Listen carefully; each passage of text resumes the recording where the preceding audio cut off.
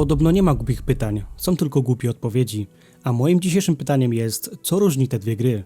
Na pierwszy rzut oka można stwierdzić, że niewiele jest między nimi różnic. W obu tych grach występuje walka, możliwość blokowania ciosów czy różne bronie do wyboru. Ponadto oba tytuły dają nam dostęp do szerokiego spektrum możliwości, jakimi będziemy siać zamęt w szeregach wrogów. Co prawda jeden z tytułów oferuje szersze spektrum wyboru niż klasyczny wybór mag, łucznik czy wojownik, lecz zmienia to faktu, że szkielet rozgrywki pozostaje podobny w obu przedstawionych grach. Natomiast jest jeden czynnik, który diametralnie różni te gry od siebie, a jest to poziom trudności. Porównywanie Kronik Myrtany i Dark Souls dla wielu z was pewnie wydaje się śmieszne. Ale te gry wcale się aż tak bardzo od siebie nie różnią. Grafika, muzyka, grywalność i fabuła w obu tych tytułach stoi na bardzo wysokim poziomie. Jest natomiast jeden, zdawałoby się, mały detal, który sprawia, że Dark Souls urosło do rangi gry dla wybrańców, którym udało się ukończyć tytuł. Soulsy zasłynęły czymś, co wielu graczy nazywa wysokim poziomem trudności, z czym nie do końca jestem się w stanie zgodzić. Dla mnie gry z serii Souls nigdy nie były trudne, lecz sprawiedliwe. Wynika to z prostego faktu, że znaczna większość frustracji graczy wynika po prostu z niskiego obeznania się z grą,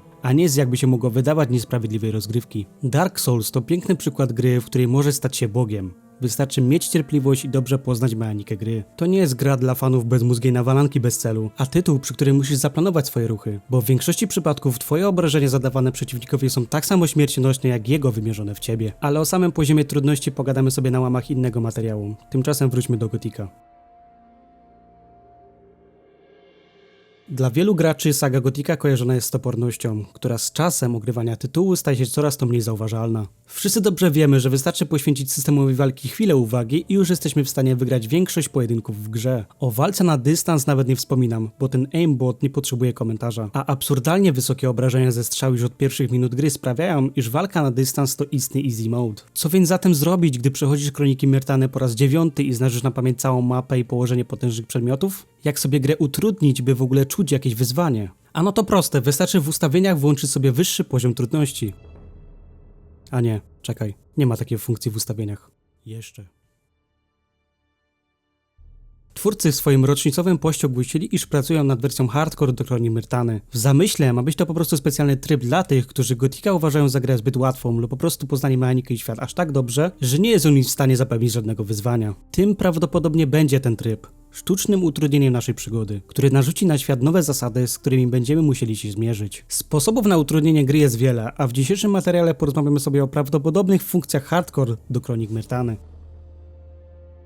Materiał ten opieram na kilku pomysłach z innych gier, gdzie wprowadzono trudniejszy schemat rozgrywki, ale nie zabraknie tu też pomysłów od widzów, a zaczniemy od klasycznego skalowania życia i obrażeń do poziomu bohatera.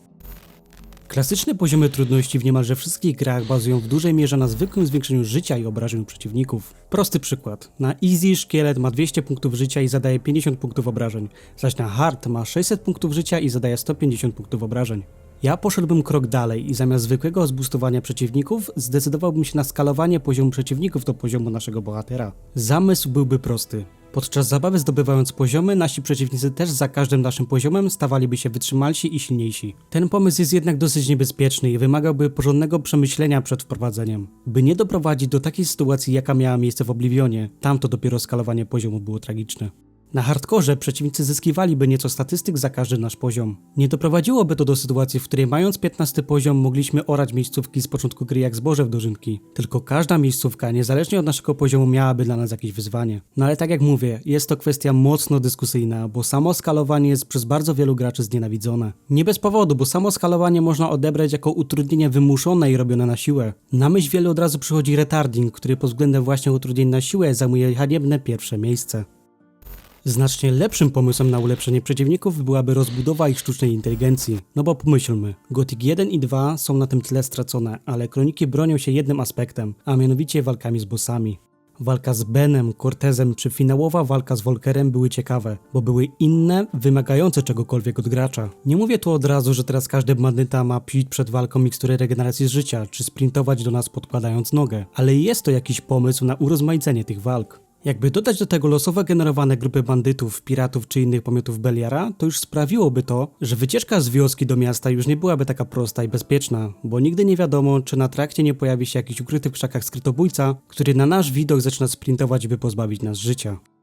Jeśli chodzi o zapisywanie rozgrywki, to tutaj też można sporo namieszać, by rozgrywka stała się trudniejsza. Najprostszym sposobem byłoby ograniczenie zapisów do powiedzmy 5 na całą grę, albo zezwolić na zapis gry tylko podczas snu gracza, jak ma to miejsce przykładowo w Kingdom Come. Ten pomysł drastycznie podniósłby poziom trudności, a każde nasze wyjście poza mury niosłoby ze sobą strach, że jeden głupi błąd i będziemy musieli powtórzyć cały ten etap od ostatniego zapisu od nowa. Czy byłby to dobry pomysł? Nie jestem pewien, ale można byłoby go urozmaicić za pomocą balansu ekonomii w grze. W wyżej wymienionym Kingdom Come zapisywać grę możemy tylko podczas snu i to w dodatku nie w każdym łóżku opcja zapisu będzie możliwa. Jest natomiast sposób na zapisywanie gry poza łóżkiem, gdy ma się specjalny przedmiot zwany zbawiennym sznapsem. Wypicie go pozwala jednorazowo zapisać grę z miejsca, w którym się znajdujemy. Rozwiązanie wygodne, ale wygoda ma swoją cenę. Ponieważ sznapsy, zwłaszcza na początkowym etapie gry, są koszmarnie wręcz drogie. Jednakże przełożenie tej mechaniki do Gothica miałoby jakiś sens. W ostatnim materiale wspominałem, że grę ukończyłem posiadając dziesiątki tysięcy sztuk złota, którego nie sposób było wykorzystać. Gdyby wprowadzić w trybie hardcore opcję ograniczonego zapisu, to można byłoby to urozmaicić właśnie poprzez modyfikację ekonomii świata gry. Przeczesywanie każdej kopalni w poszukiwaniu chociażby kilofa wartego 20 sztuk złota miałoby znaczenie, ponieważ każdy grosz to krok w kierunku dodatkowej możliwości zapisu gry. A skoro już przy zapisie gry jesteśmy, to nie mogło zabraknąć tutaj opcji Permadeath, która zmienia w grze tylko jeden aspekt, jednocześnie wpływając na całą zabawę.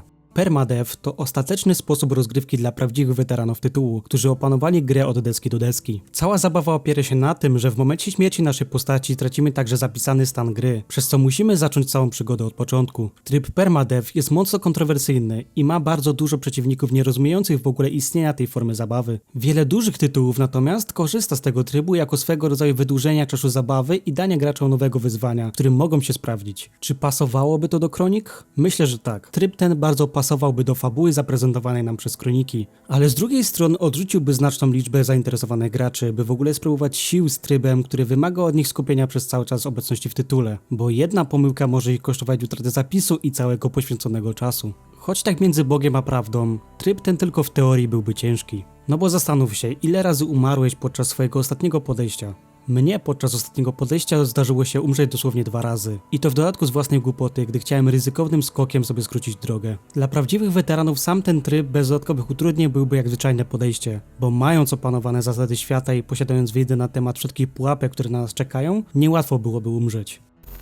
Wiele z pomysłów odnośnie hardcore odnosi się nie do dodania nowej zawartości czy przeszkód, a do osłabienia samego protagonisty, który tak jak i Bezi w oryginalnej sadze z czasem i postępem fabularnym staje się maszyną do zabijania. Może zamiast dodawać silniejszych przeciwników wystarczy osłabić głównego bohatera? Na taki pomysł wpadło wiele osób, by zamiast szukać rozwiązania, które mogłyby popsuć szkielet rozgrywki, to po prostu nie pozwoli graczowi, by osiągnął aż taką potęgę. W tym celu wystarczyłoby podnieść ceny za rozwijanie statystyk, usunąć możliwość zwiększania ich za pomocą jedzenia czy eliksirów oraz nerfić bronie i pancerze. Dodatkowo wystarczyłoby też obniżyć ilość expa za misje i pokonanych przeciwników, by nie było już takiej sytuacji, gdzie jedna misja potrafiła nam wbić 1,5 poziomu. Dzięki temu zabiegowi gra od razu stałaby się trudniejsza, bo przeciwników nie byłoby tak łatwo po prostu zdominować za pomocą lepszego sprzętu. Byłby to najprostszy sposób, by utrudnić grę i pewnie najlepszy pod względem odbioru przez społeczność. Bo w tym przypadku nie ma udziwnień czy głupich pomysłów na siłę utrudniających grę, jak potrzeba nauczenia się pozyskiwania mięsa ze zwierząt, lecz naturalny nerw przedmiotów i siły głównego bohatera. Przypomnij sobie, ile razy czytałeś jakiś post w internecie albo słyszałeś od znajomego, że skończył grę posiadając 180 punktów siły i 1000 punktów życia, gdzie walka finałowa z Volkerem to były 4 uderzenia mieczem.